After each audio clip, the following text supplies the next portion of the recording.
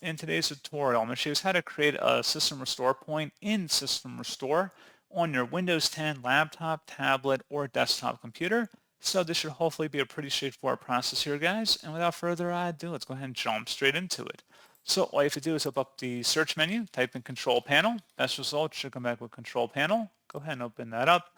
Select the View By up in the top right and select Large Icons. And now you want to select the Recovery button.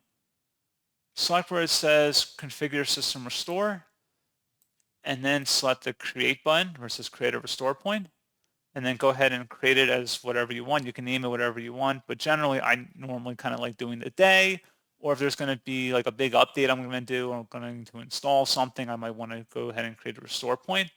So pretty straightforward process on that, guys. Just give it a moment, should create successfully in there. You close out of here and you select the System Restore button now up here. There should be an option to then restore back to that restore point you just created, and that's what you have to do.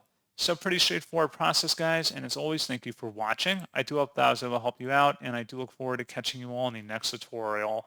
Goodbye.